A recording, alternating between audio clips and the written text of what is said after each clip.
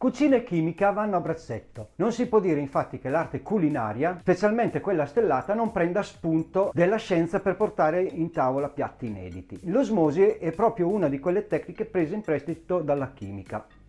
Ciao amici, bentornati o benvenuti sul canale Segreti da Chef. Prima di parlare di osmosi in cucina, dovremmo iniziare col rispondere a una domanda. Cos'è l'osmosi? L'osmosi è un fenomeno chimico che avviene dal momento che due elementi messi in contatto tra di loro si scambiano alcune proprietà, come i pigmenti. Il termine osmosi trasmette immediatamente l'idea che si tratti di un processo complesso, particolare e estremamente lungo. In realtà si tratta di una marinatura accelerata e molto più profonda. Esistono diversi modi per sfruttare l'osmosi in cucina: la marinatura, la salatura, il sottovuoto e l'osmosi inversa. Oggi però mi voglio soffermare solo sull'osmosi tramite sottovuoto. Se c'è una cosa in comune con tutte le tecniche di osmosi è la lunghezza del processo. Ci vogliono diverse ore, spesso oltre le 12, affinché il processo di marinatura insaporisca come si deve, rilasciando colori, aromi, profumi e retrogusti. Come mai l'osmosi impiega così tanto tempo? Perché solitamente avviene a basse temperature o a temperatura ambiente. D'altronde la scienza ci dice che mantenere un pezzo di carne o pesce oltre i 5 gradi per diverse ore rischia di diventare pericoloso per la nostra salute. Eppure esiste un modo per accelerare il processo di osmosi, e cioè il sottovuoto. Mettendo a marinare l'alimento in un sacchetto di plastica da cottura o da conservazione si riducono in modo drastico i tempi di infusione. Eliminando infatti l'aria dalla busta si crea una pressione nell'ingrediente che aiuta a impregnare le molecole della marinatura sull'ingrediente messo sottovuoto. Se poi mettiamo anche a cuocere sottovuoto, i tempi si accorciano ancora di più. Oggi vi faccio vedere come aromatizzare un olio buono all'aglio, peperoncino, rosmarino e basilico. Poi in altri video andremo a vedere come utilizzarli. Ve lo dico sottovoce, guardatemi fino alla fine e qualche consiglio su come utilizzarli per dei piatti molto semplici e comuni già ve li svelo.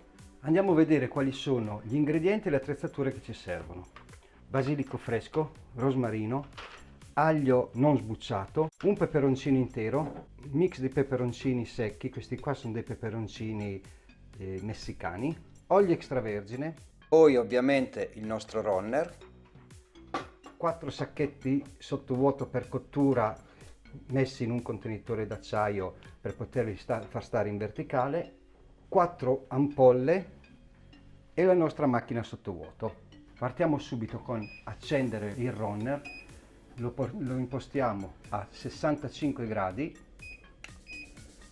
per 2 ore, va bene, e lo facciamo partire. Dopodiché prendiamo un peperoncino intero e lo mettiamo dentro all'ampolla. E questo la teniamo qua da una parte. Mettiamo dentro una gamba di basilico, questo serve solo per riconoscere quali sono i prodotti che sono dentro, quindi non serve che gliene mettiamo tanti. Anche questo qua da una parte. Mettiamo dentro uno spicco d'aglio sbucciato e anche questo qua da una parte, e nell'ultimo un ramettino di rosmarino e teniamo anche questo qua da una parte. Ora prendiamo i sacchetti sottovuoto e cominciamo a riempirli. In uno gli mettiamo i peperoncini messicani frullati e secchi. La quantità dipende da quanto è forte il peperoncino e da quanto intenso lo volete. Nell'altro gli mettiamo l'aglio, che lo andremo solo a incidere così e lo lasciamo con la buccia. Anche per questo dipende dall'intensità che desiderate. Nel terzo gli andremo a mettere il basilico, solo le foglie. Anche qua stesso discorso, dipende dall'intensità di colore e di sapore per il risultato che volete. Io questo lo metto tutto perché voglio che abbia un bel colore vivo di basilico, oltre che di sapore molto buono. Mi raccomando, usate prodotti freschi, in questo caso il peperoncino va benissimo secco. E nell'ultimo andiamo a mettere il rosmarino, lo puliamo. Stesso discorso anche per questo, dipende dall'intensità di sapore che volete. Bene, vedete? Adesso dobbiamo andare a mettere l'olio. L'olio in questa busta qua deve essere messo per 1/3 della busta, quindi lo andiamo a mettere a coprire il basilico. In questo caso verranno coperti sicuramente l'aglio e lo mettiamo fino a qua, e idem per il peperoncino. Però il peperoncino, ricordiamoci che essendo secco andrà a assorbire più liquido, quindi vado a mettere l'olio,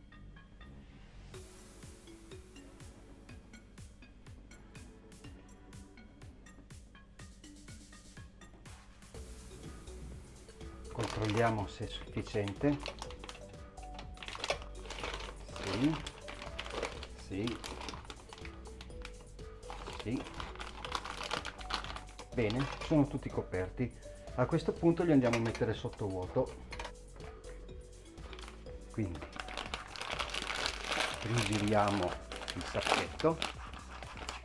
Non ve l'ho detto prima, ma come sempre va rigirato per non sporcare dalla parte dove andrà sigillato e non compromettere la chiusura.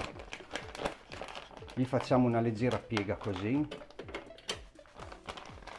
chiudiamo con abbondante, vedete qua è la barra, qua, quindi lo lasciamo più abbondante. Facciamo partire il sottovuoto, però un dito lo mettiamo qua nello stop. In caso dovesse venire su troppo olio, andiamo subito a fermarlo per farlo sgasare e non fargli la chiusura definitiva, e poi lo riandremo a fare il ciclo di sottovuoto. Già in questo momento è iniziata l'osmosi, gli viene tirata fuori l'acqua e l'olio si è andato a mescolare con i semi di peperoncino ed è cominciata la fase di osmosi. Non c'è stato bisogno di fargli fare la sgasatura perché si è fermato il punto giusto, e lo andiamo a mettere qua e andiamo a sigillare anche gli altri sacchetti. Quindi stesso procedimento, li rigiriamo, lasciamo più abbondante da questa parte. Questo serve perché se dovesse venire sull'olio e viene compromessa questa parte di sigillatura, almeno avremo altre parti per poter andare a chiudere senza dover cambiare il sacchetto. Chiudiamo e facciamo partire, sempre col dito nello stop, pronti a fermare qualora dovesse venire su troppo olio. È partita anche qua la fase di osmosi. Qua l'olio io lo fermerei perché era arrivato quasi al limite, quindi gli abbiamo dato la prima sgasatura. Questo può succedere se il prodotto interno al sacchetto ha molto gas, o se abbiamo sbagliato che abbiamo messo un po' troppo olio. Anche l'ho dovuto ristoppare perché stava venendo su troppo olio. Adesso guardiamo se nel caso ne ho messo troppo e soprattutto se è andato a compromettere qua, quindi lo tiro un pochettino più giù e ripartiamo. Niente, qua gli ho messo un po' troppo olio, andava messo un po' di meno. Sicuramente nei peperoncini, essendo secchi, hanno assorbito di più l'olio, qua non l'hanno assorbito molto e quindi l'olio è rimasto più su, ne dovevo mettere un po' di meno. Adesso vediamo se riesco a fare la chiusura. Forse ci riusciamo ad andare a finire a sottovuotare e a chiudere. Adesso sicuramente dovrò controllare il sacchetto che non gli sia andato l'olio dove c'era la barra per sigillare. Sembra di no, però sempre meglio controllare. No, è a posto. Quindi anche questo di qua pronto per mettere in cottura. Andiamo a fare il basilico, stesso procedimento. È un po' tanto anche qua l'olio, forse ho esagerato, dovevo metterne un po' di meno, però proviamo. Vedete già come cambia il colore dell'olio, diventa più verde con le foglie del basilico. Qua non c'è stato bisogno di stopparlo, ho fatto finire il ciclo, evidentemente perché l'aglio con il mix del gas dell'aglio e l'olio ho dovuto procedere per la sgasatura, e qua non c'è stato bisogno nonostante c'era un pochettino di più di olio. Facciamo gli ultimi, ormai non c'è bisogno che vi dica di lasciare un pochettino più, anche qua di olio ce n'è tanto, forse esagerato un po' troppo. E partiamo. Guardate che bell'osmosi col rosmarino.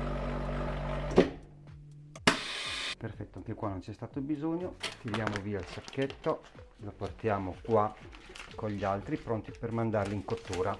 il runner è a 38,5, quindi ancora un po' gli manca. Ci vediamo tra poco. Bene, arrivato a temperatura, andiamo a immergere i nostri sacchetti.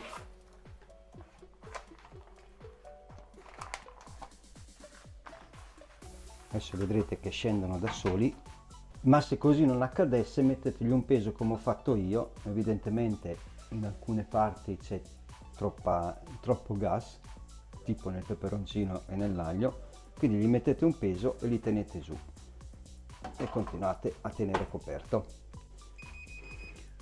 Giunti a termine cottura, andiamo a togliere il peso e i sacchetti con gli oli aromatizzati per osmosi. A differenza di tutte le altre cotture, questi oli qua li mettiamo in una teglia come questa, li facciamo raffreddare a temperatura ambiente e poi li andiamo a filtrare.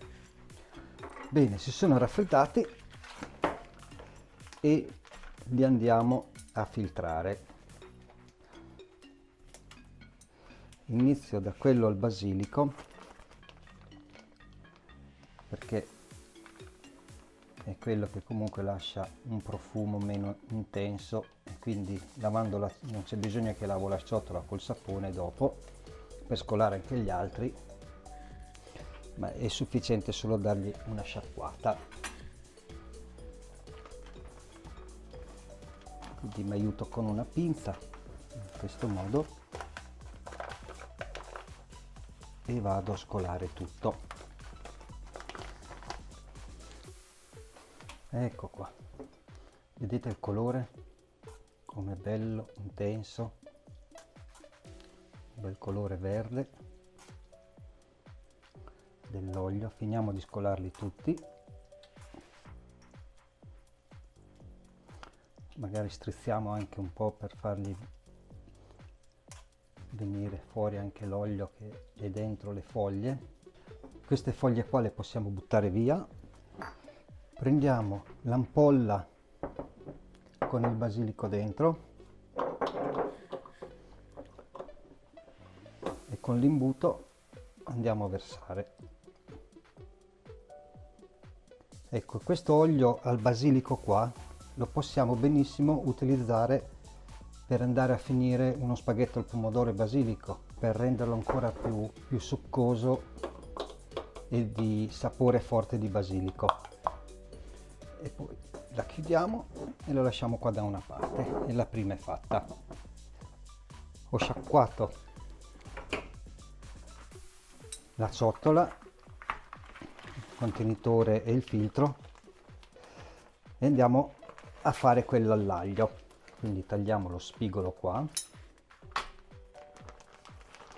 e versiamo anche l'olio all'aglio in questo modo. Tutti gli ingredienti che uso come al solito, e vi metto anche una quantità indicativa perché, come ho detto all'inizio, dipende dal sapore che volete, da quanto sono forti tutti gli ingredienti che mettete. Ad esempio il peperoncino dipende da quanto è forte, da quanto lo volete forte. Comunque, in ogni caso, tutti gli ingredienti ve li lascio qua sotto in descrizione. Poi volevo ricordarvi che nel primo commento ci sono dei link a Amazon dove io sono affiliato e potete trovare dei libri sulla bassa temperatura e degli attrezzi che uso, il più delle volte a prezzi molto scontati. A voi non cambia niente il prezzo, a me Amazon mi riconosce una piccola percentuale per avervi fatto pubblicità. Cogliamo anche questi, prendiamo l'ampolla con l'aglio e anche qua la andiamo a mettere dentro. E anche quest'olio all'aglio può essere buono per fare per condire un arrosto, per condire, invece di usare, a volte io uso l'aglio secco per mettere nei sacchetti sottovuoto, basta un goccino di questo olio e quindi avete sia aglio che olio e con una soluzione unica mettete dentro due ingredienti e avete un'esplosione di sapori molto buona ed è naturale. Quindi laviamo anche questa ciotola qua, A questo gli mettiamo il tappo e lo lasciamo qua da una parte. Ora vado a fare l'olio e il peperoncino, che è un po' diverso la preparazione, perché dobbiamo aspettare che tutti i semi scendano prima di, perché anche se lo filtriamo ci sono dei semini piccoli che rimarrebbero lì, quindi abbiamo bisogno di andarlo a filtrare adesso e poi lasciarlo qua in modo che i semini facciano la posa e lo andiamo a trasferire nell'ampolla senza i semini. Anche questo olio e peperoncino qua è buono come idea per fare uno spaghetto aglio, olio e peperoncino, quindi gli aggiungiamo un po' di questo olio e peperoncino, un po' di olio all'aglio, ed ecco che abbiamo uno spaghetto aglio, olio e peperoncino super saporito e buono. Poi c'è a molti che piace mettere l'olio e peperoncino nella pasta, nella pizza. Questo è l'ideale, è olio buono con un sapore super di peperoncino. Questo lo andiamo a buttare via e, come detto, lo lasciamo qua da una parte che faccia la posa. Prendiamo un'altra bowl di vetro pulita, vado a lavare il setaccino e le pinze. Ecco qua, lavato e asciugato. Vado ad aprire anche il sacchetto con rosmarino, lo scolo, faccio passare tutto. Guardate che colore intenso anche questo, e con la pinza anche qua vado a finire di tirare giù l'olio.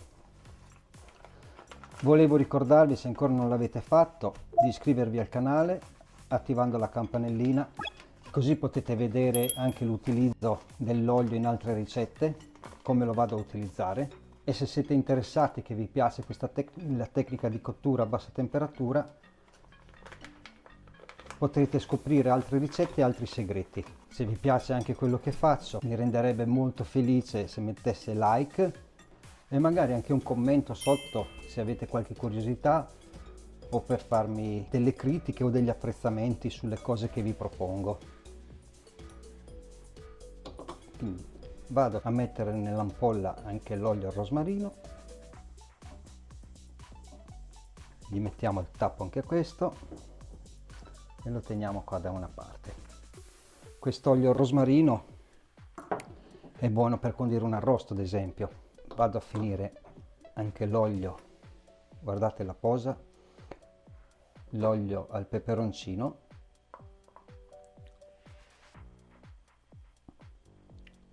piano piano per non far scendere la posa che c'è lì. Voi non lo potete sentire, ma questi oli hanno un profumo intenso, molto buono. Questo già si sente il piccante. Questo qua non lo metterei tutto perché c'è troppa cosa, quindi andiamo a mettere via il tappo anche questo. Guardate il colore, è pronto per essere usato.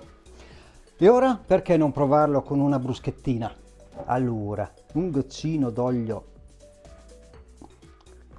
all'aglio, basta poco poco, che il sapore è super intenso. Ci mettiamo anche un po' d'olio al peperoncino, perché no? Anche se secondo me questo basta poco, vedete? Un po' di sale e via all'assaggio. Sapore molto intenso, delicato, e il peperoncino si fa sentire. Da provare. E con questo è tutto. Spero tanto di avervi fatto divertire con questa osmosi di olio, essenze di oli al naturale. Se così fosse, mi raccomando, pollice in su. Piatti chiari e amicizia lunga. Ciao, al prossimo video.